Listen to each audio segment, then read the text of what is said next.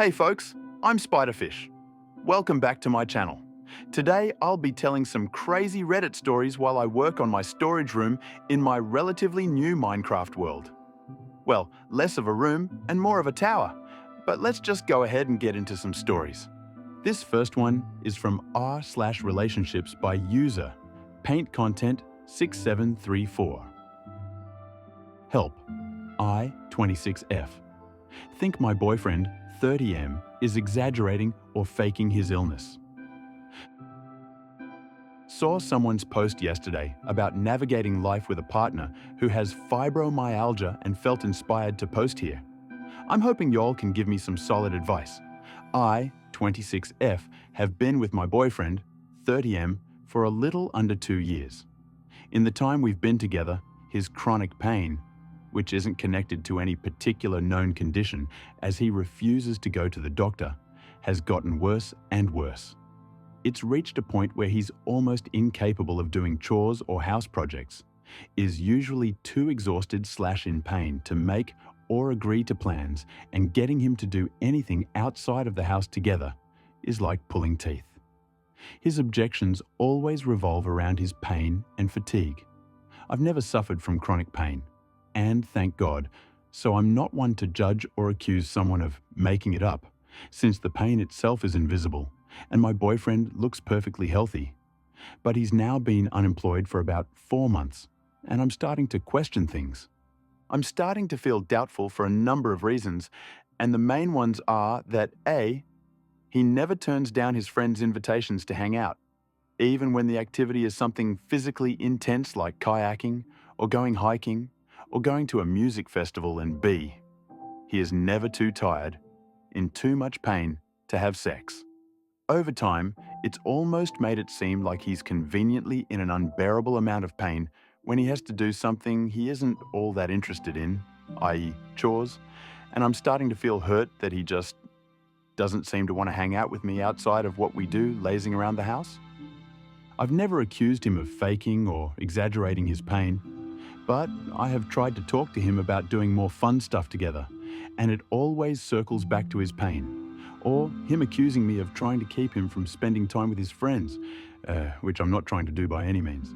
I've done a ton of research into autoimmune disorders and other conditions that could be causing his problem, always bringing my findings and suggestions to him.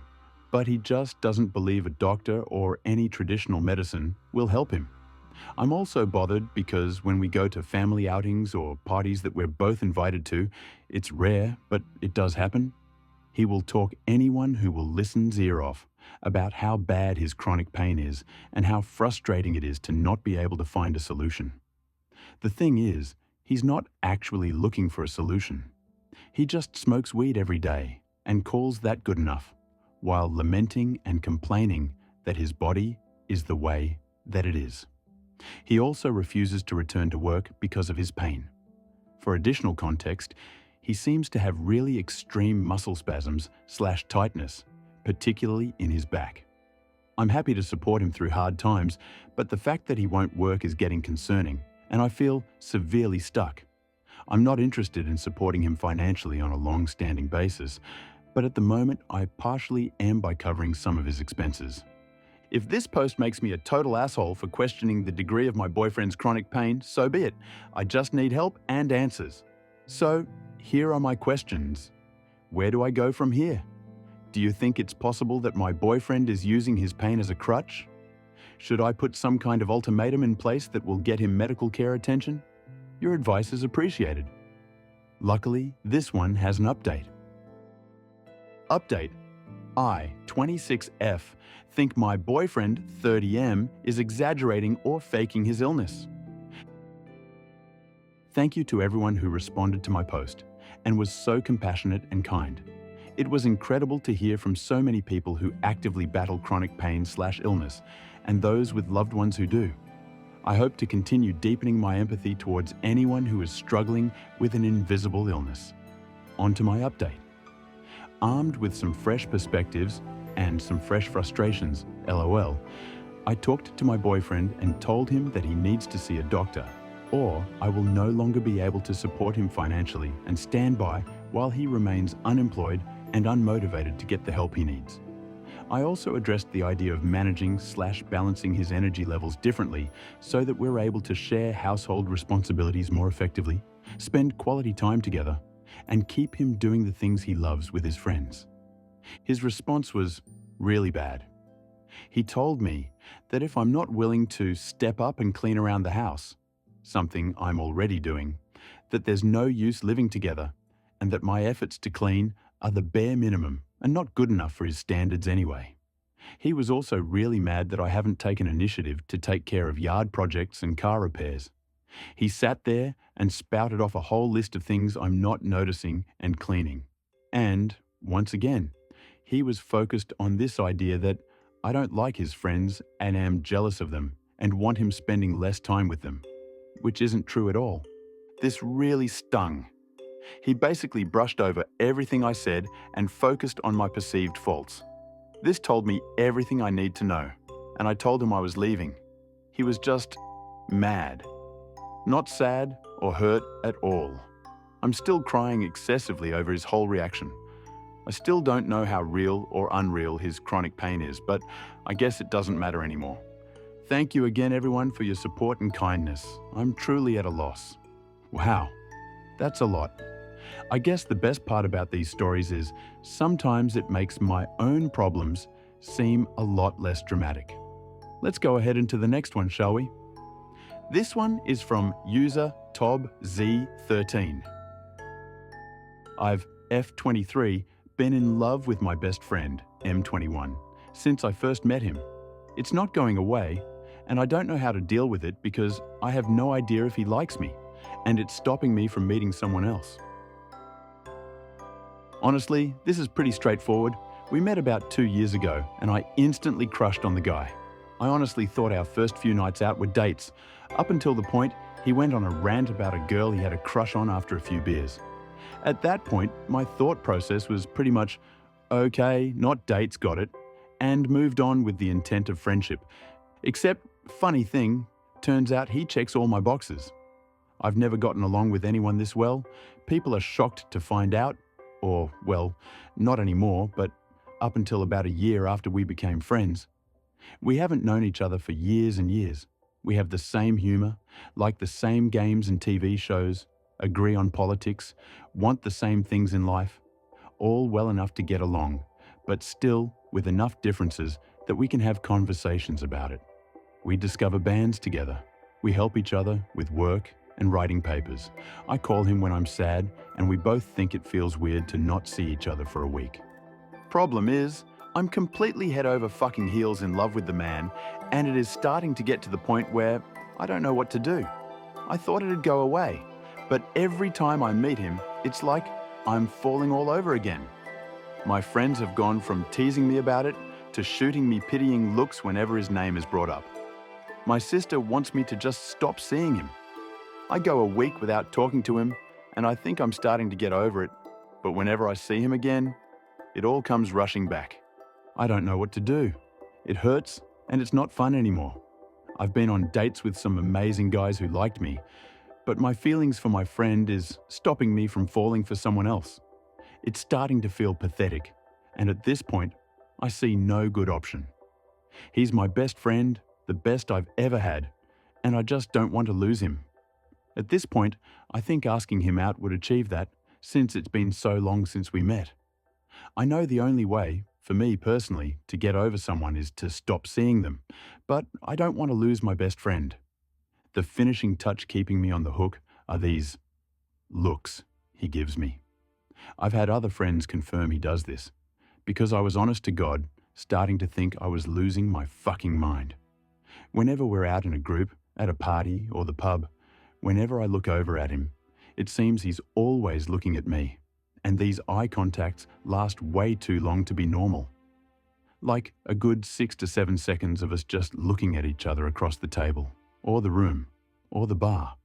And he does this little smile. I've never seen it on him in any other situation. I don't know what it means. I have no idea why we do this or how it came to be, but it's the final fucking nail in this coffin of hopelessness I'm buried in right now. I don't know if I'm crazy and over-interpreting things, which is very likely, or if I should just give it a shot and ask him out. even though it might ruin the friendship, or just stop seeing him, or to just carry on and hope this feeling goes away at some point of the distant future. I'm so frustrated I want to cry, and have cried. A lot. I just don't know what to do here. Once again, we got an update. A very long update, strap in. So, hello. A little over 5 years ago, I made a post on this subreddit looking for advice on how to handle my incredibly painful, unrequited love for my best friend. I'd honestly forgotten about this until making a password reset on another account and saw Tobs13 among my email search results. But as I read through the post, I remember how very comforting and terrifying the responses to my post was, being a more or less unanimous ask him out that scared my ass to death. Sorry that this isn't really a happy update, but I don't know. It felt weird seeing something I wrote in what feels like a different life, and the people who responded seemed so genuinely kind and trying to help. I feel like I weirdly owe some kind of update. Especially for that one dear sweet commenter whose account is now deleted. I so wish I'd have a way to reach out to them, because that was one of the most thoughtful comments I think I've ever gotten. And just to recap, with hindsight, I really was in love with this man, and I had been for about 2 years, like full 9 yards in love. Struggling to breathe when he talked about someone else, but still cheering him on because he deserved happiness levels of in love. If that sounds a bit like obsession to you, then that's because it probably was. The thing about unrequited love, the thing that really sucks about it, is that it's incredibly hard to move on from. But until you do move on, your brain keeps obsessing about it to the point where it can be impossible to get anything done. It had been 2 years of that when I made that post. 2 years of pining and pain and an ever-growing pile of crushed hopes, and I think I was going a little bit insane, constantly swinging between butterflies and love highs when I was with my friend, and the crushing feeling of rejection every time he'd say goodbye. And the obsession over things like how long he'd look at me, how long he'd let a hug last, how fast he'd respond to my texts, things which could either make or break my entire day depending on what the answer was. On to the actual update, after that primer.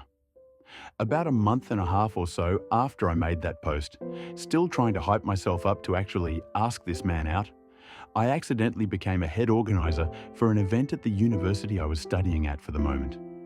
Long story short, the person managing me was not kind. I was extremely overworked from the event on top of writing a thesis. I was equally stressed out in my private life due to the whole situation with my best friend, and I ended up going through a pretty severe case of burnout. Add on to everything that I'd developed an addiction to alcohol to try to handle everything, and was also experiencing what was most likely a drug-induced paranoid psychosis, and I was a mess.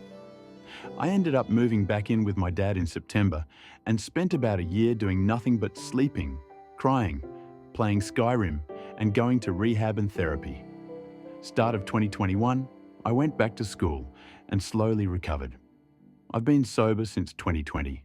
The paranoia hasn't completely gone away, but it's more manageable. I used to think my landlord listened to me through a radon measurement device, and at least that's over. And I think I've got a work-life balance figured out that helps me not overwork myself or go into free time lethargy because I've got too much time off. It was long and painful, but I did it. If you're wondering where my best friend was in all of this, I honestly don't know. I went back to look at our text messages, and from what I can see, he tried to call me a few times in early September. I didn't respond, and then nothing until around Christmas, when he wondered if I wanted to meet up sometime. I said yes, and then never followed through. He hasn't texted me since January 4th, 2020. Now, to be clear, I don't blame him for not reaching out more. My non-responding is what killed that friendship. I know, because it also killed every other friendship I had at the time. I don't know, alcohol addiction, deep depression, and crippling paranoia may be a fair explanation to one day stop responding to any of your friends, but I still deeply regret those choices. If I were to make a relationships post today, it would be on how the fuck you word an apology after behavior like that 5 years down the road. Sorry. I feel like this is starting to become a journal. I'm going to stop my reflections there. So, about my love for my best friend. With some years of hindsight and therapy behind me, I don't think I was in love with him. I think I was in love with the idea of him, and I think I was obsessed for sure.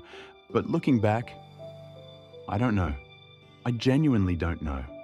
I think a part of me really liked the fact that this was a person who so clearly wasn't interested in me, genuinely, if he was, that would shock me, to find out, because he spent 2.5 years ignoring the, in hindsight, very obvious attempts I made to deepen the relationship. Some examples include him saying he's waiting for the right person, me responding, "Sometimes I feel like I already have. Do you ever feel like that?" And him going, "Nah, I don't think so." Me following that up with, "Maybe you just don't know. The heart is weird sometimes." And him going, "I'm pretty sure I'd know."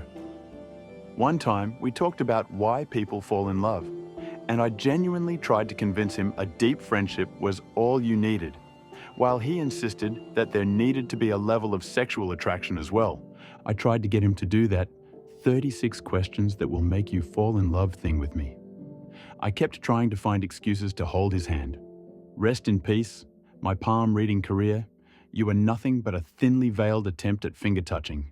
And him resolutely never going along with it. Ditto, but with hugs, arm touching, and sitting just a little too close whenever we went out so I could hear him better, which he normally responded to by going, "We should go outside so you can hear better if it's too loud in here." Very thoughtful, but very much not what the goal was.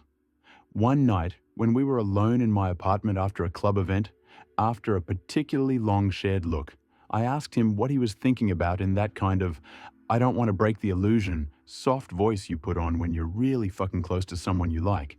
And his response was, "I don't know if I agree that Geertz's metaphor about blinking makes that much sense, actually." For context, we'd bickered about that earlier in the night since we'd just read some article about it in class. I did not expect it to make a comeback at that point. Another night, when we were out together and there had been a lot of looks and closely leaned in laughing together, and he pulls me to one side by the hand to talk to me about something, heart racing, only to ask me if I know if one of my friends is single because he thinks she's really fucking cute and might have been looking at him all night. Looking back, at least some of this stuff is sort of funny. I have no idea if he knew or knows now that I was in love with him. I wouldn't be surprised if some of my old friends eventually told him, but of course, he's never reached out about it. But yes, I think I kind of liked the security of this person who clearly didn't like me back. Not that I was doing well with the heartache, but there's a certain kind of fucked up comfort that comes from pining for someone who doesn't want you back. Like the highs I'd get when I got something that felt like confirmation made up for the lows of crying in my apartment stairway when I got home after a denial. Today, I mostly just feel so bad for him and ashamed of myself, regardless of whether he knew or not, and I'm trying to cling to the fact that he seemed to at least continue wanting to be friends as some indicator that he never felt creeped out or uncomfortable. My behavior was pretty fucking creepy. And in the end, once I did get that distance between us, the feelings went away after some 6 months or so. My therapist recommended not meeting this person again for my own sake, and by early 2020, I wasn't so painfully in love anymore. A while later, I'd end up meeting a guy I clicked with just as much, who actually liked me back and showed it. We've been together for almost 3 years now, and are talking about starting to try for kids at some point soon. He'd like us to get married first, but is also insisting he wants to be the one to propose, so I'm just walking around waiting for the day. Even if it's not a huge surprise or secret, he just wants to get that moment of going down on one knee, and who am I to deny him? I'm slowly growing old and boring. I'm sober. I go to my boring, stable, middle career, 9-to-5 job. I save for my retirement and traveling on the summers. I help my dad out on his farm. I crochet little animals for my newborn niece. I come home to a man who plays his silly video games. I play my silly video games. We go for walks and to the museum and bicker about whether to get fat on takeout or not. I have some regrets about how my early 20s ended up playing out, but by God, I wouldn't want to go back. How about that? A happy ending on Reddit. Who could have predicted that? Let's roll right into our next one and see if there's a similar feel-good conclusion. This one comes from user thinlove5505. I, 43F, read my fiance's 56M journals and don't know if I can marry him now. I, 43F, am using a throwaway for obvious reasons here. Before I start, yes, I know I am a huge jerk for snooping in his 56M email, and I definitely found trouble. I accept that. I was working on his computer and his Gmail was open, and I saw my name, so I opened it, and it was a Word doc that he journaled. Curious, of course, I searched his inbox with my name and saw his entries and read them. Some of what he said has devastated me and shaken me to the core. We have been together almost 3 years. The first year on and off and was rocky. We have been living together since the summer. He is not home, and I have not brought this up yet. I think I might faint and need some space. Should I get some distance and go to a hotel for the weekend? I thought we were in a great place. Over the past 10 months, these are some of the things he's written about me. For reference, I put in place of my name. There are moments in my dark thoughts where I feel like being with her is a compromise for me, like this somehow diminishes me and that I am settling for her because I've ruined all of my other prospects and I'm too old to find someone else. At times, I wish she had stayed out of my life. I wonder if I had stayed on my own, if someone better would have come into my orbit. There is so much to deal with, so many bad feelings and darkness. I find that I am thinking about Lauren a lot, but who's to say that she would be any better? The reality is that I met her on tour and fucked her a day later. What kind of woman is that? I feel like I have pissed my life away, and this is all that I am entitled to. I have pissed away all of the good things in my life. Someone like blank would never have been able to get to me. When I was younger, I had many opportunities to be with women like her, but declined. I am uncertain about whether this is a good thought pattern to have. My mind wanders to places, like what it would have been like if someone like Lauren could have been in my life instead of blank. Lauren has the advantage of existing in my mind as an ideal. We never really got the chance to know each other outside of 2 nights in a week of texting and talking on the phone. I know that she had a drug past, but has been sober for over a decade. I don't think she was promiscuous. Most guys that I know that knew her in the old days indicated that she didn't have a lot of men in her life. That's not to say that there hasn't been a lot of darkness in her life. It would have been easier to be with her. There weren't all of these men in her orbit, like... She was never married, so there was no divorce. She's not as emotionally damaged as... So, in some ways, I feel like being with is some sort of karmic thing, like this is what I deserve for being non-committal for most of my life. I have my own damage. Everyone likes to think that they are a good person, but there are moments when I am not so sure about myself. Yikes. This is a bad one. I think we can all agree she needs to get out of this sooner rather than later. I guess these can't all be happy. Let's see if this next one from user I'm Not Always Crying is any happier. Stay tuned, because we have an update for this one. I, F26, am in love with my best friend, M26, but he thinks a relationship is doomed to fail. New. About a year ago, I started a FWB relationship with someone in my friend group who I was not necessarily close with. We both took it in the wrong direction by going on pseudo dates and having really poor communication skills, so of course I had to catch feelings, which was 200% not the plan.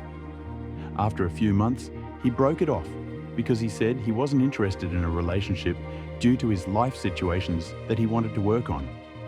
I respected that decision and did my best to move on. Cue this summer where he has met most all of his life situations he wanted to fix, and we go on an international 2-week vacation together because god damn it if he didn't become my closest friend.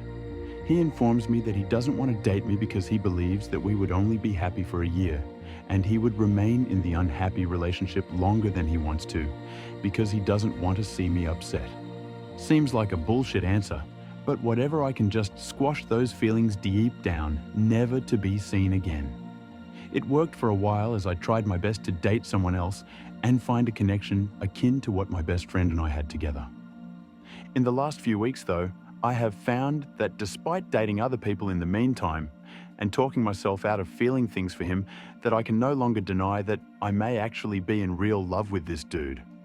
The realization came when we talked about the possibility of moving in together with his other roommate in order to save on rent in the city. When I thought about him bringing other girls back to the shared space, I immediately got that foreboding pit of jealously feeling of hopelessness. We had a 30-second talk about why it wouldn't work and how my jealousy was my problem and not his, in which he did agree that we had amazing chemistry, would be good for each other, truly cared for me, and that the sex had been great.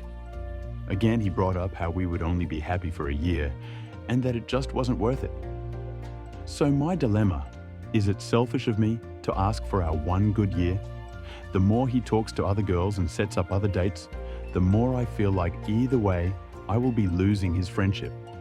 We spend a significant amount of time alone together, but always as just friends. He is someone I want in my life, but being stuck in this limbo is making it incredibly difficult to focus on anyone else as a potential partner. TLDR, bedded someone I wasn't close friends with. Got feelings. No longer sleeping with him, but he is now my closest friend. I want to date him, but he is afraid of being stuck in a loveless relationship despite mutual chemistry. Do I push for a relationship or disappear into the void? Here's the update. 6 years ago, I was here lamenting the feelings I caught for my FWB turned best friend. Let's call him Frankie. After the initial pain of rejection, we both agreed to stay best friends. We moved in together with 3 of our other friends and lived as platonic roommates. We confided in each other all our dating woes, cooked together most nights, and continued having fun nights out. During that time, I grew equally close to my other roommates and had a casual COVID lockdown fling with one who is now one of my closest friends, Shocker. After 3 years of living together, I had finally, mostly, gotten over my feelings for Frankie. We were both casually dating other people and in a good place. I had spent many holidays with his extended family as his best friend and was content knowing that I had a lifelong friend. Then he had a big health scare. It ended up not being anything major, but at the time put a lot of things into perspective for the both of us. The night Frankie returned from the hospital, we had a heart-to-heart. I cried as I told him how scared I was during the emergency, and it ended with us both deciding to try dating seriously. We moved out of the group house with our friends to a small condo together. It took some time to change from an awkward platonic relationship to a truly romantic one, but we allowed the relationship to take its own time and course. It's been 3 years together now. He is currently cradling our shared cat as we plan a romantic weekend getaway to New York. He was right. After the 1-year mark, we sat and had a big talk. We talked about what each of us needed to work on to continue the relationship. Instead of it being a relationship death sentence, it led to both of us getting therapy, making positive changes, and brought us even closer. We now have such open communication that even after 3 years, we have not had a fight. I could not be happier to have my person, as well as the wonderful family that I now get to be a part of. Well, isn't that lovely?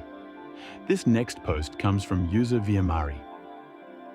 Thinking of breaking up with my 30F boyfriend, 25M, of 4 months due to his reaction to me wanting to spend a weekend alone. Hi all, I'll try to keep it short but probably won't succeed, sorry. Important info. I live in a different European country to the one I am from. My boyfriend is a native of the country in which I live. I am an extroverted introvert. I have been single for the past few years. I live alone and have a good job. September of last year, I met my boyfriend, 25M, and we started dating. We've been together officially since mid-October-ish and have spent every weekend since we met together. I was a bit apprehensive of the age gap, but said I'd give it a go as he treated me really well and is all around a great person. Fast forward to December, I fly home for Christmas, the 23rd of December, 2024, until the 6th of January, 2025. I called him a few times and made sure to text a few times every day. I have a big family and don't get home much, so I was busy visiting people. People coming to visit, I had no time off. Going home for me isn't really a holiday. I always joke that I need a holiday to recover from my holidays. While I was at home, he started sending me messages about he doesn't like feeling ignored and I'm neglecting him, etc. I apologized, but stipulated I was busy at home. Fast forward, the first weekend I am back in the country we both live in, I go to visit him. He lives about a 40-minute drive away, but I don't have a car, as I live in the city, so it's a 2-hour train journey. I had just gotten my period and was exhausted and didn't feel well. He had this idea that we would have a romantic bath and got all this stuff. Even after me saying that I said I had my period and wasn't really up for that. I also wasn't up for sex, we usually have a lot of sex, but said we can cuddle, hang out, whatever. The whole day then he was pouting and sending me on one guilt trip after another.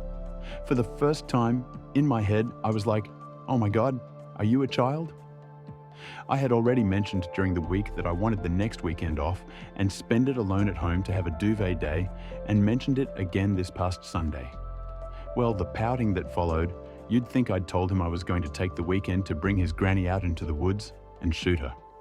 I tried to explain that I have had barely no time for myself for months. I'm exhausted after the holiday and I just need to chill. But he can't understand why I don't want him there. We've been talking about this, it feels like non-stop. Then last night he texted me, please don't start an affair on the weekend, you won't see me. This just boiled my blood. Here's the exchange, translated. Him, please don't start an affair at the weekend when you don't want to see me. Me, I'll repeat myself, but for the last time, it's not that I don't want to see you, but that I need time alone. And I will not start an affair, with whom I will not even leave my flat. Him, please don't be angry with me. I have accepted I'm not going to see you this week anyway. I just had a bad feeling in my stomach. My dad asked if you were coming back this week or if I was still going to city. And I said not this week, and he said why?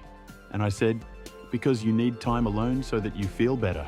Which seemed strange to him because that's exactly why a person has a partner, so that the other feel better afterwards. Then he told me a story about Name, my uncle, my mother's brother, who used to be with a Scottish woman who always cheated on him when she said she wanted to be alone. Then I said, if he's crazy that you're not the kind of person who does that, then he said he hopes so because he really likes you and you're a lot of fun to be with. Then I said that you're the best I can have and that my Name should be alone when she wants to be alone. So yes, I trust you and me.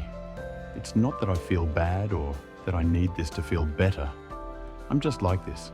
I need a lot of time alone. I've always been like this, and I will always be like this. It has nothing to do with you or anyone else. I want to spend time alone. I don't want to talk about it all the time either. It will happen more than once that I say I need time alone, and I don't want to have to discuss it every time or have to reassure you. I honestly don't know why it's such an issue, but yes, we've spent every weekend together since we met, and I just need a weekend to myself. That doesn't mean that I will or want to cheat on you, and I find the accusation almost unbelievable just because I want to spend some time at home in peace. I don't want to talk about it anymore. I can't believe I have to justify myself like this over a single weekend anyway. I don't want to argue either, so please let's just leave it. The whole thing is just pissing me off more. Him, I am sorry. I leave the subject for good and never question it again if you want to be alone. But I didn't accuse you. I was just way too excited to see you again and didn't pay attention to what you wanted. Sorry, I will change. I'm basically over this. It's like a switch has gone off in my head, and I can't turn it back on. I find it incredibly unattractive. I can't believe I've had to spend days justifying wanting to spend one weekend alone. I'm now thinking of breaking up with him. but it feels like such a bitch move and I know it will break his heart. It's just way too fast and way too much. Honestly, I preferred my life when I was single. That's just the truth.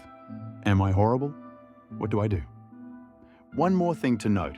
I flew home on Monday, December 23rd. I had a lot to do that weekend, cleaning my house, packing, buying last-minute gifts. I told him I wouldn't have time to hang out that weekend. He still came to my city, alone, and hung around all day. He said, "You don't have to meet me, I'm just here." I tried to explain the pressure that put me under, but it was like talking to a brick wall. I ended up meeting him for an hour, but I was pissed off. It feels like there's a pattern emerging. Am I overreacting? Maybe we are just not on the same page, feelings-wise. Let's do a little time travel and check in with the update. Hi all dash dash. First off, thank you for the overwhelming response to my original post. A lot of you really lifted me up, and I got a few good laughs out of it too, so thanks for taking the time out of your day to respond. I'll keep this very short. I decided to break up with him. Shock. Unfortunately, his birthday was this past Tuesday, so I sat on it for a few days. My best friend's advice was to break up with him on his birthday. That way, he'll know I really mean it. I judicially decided to dispense with that nugget of wisdom. It's actually very hard to pretend everything's okay when you're really just waiting to break up with someone. Nice to know I'm not a total sociopath.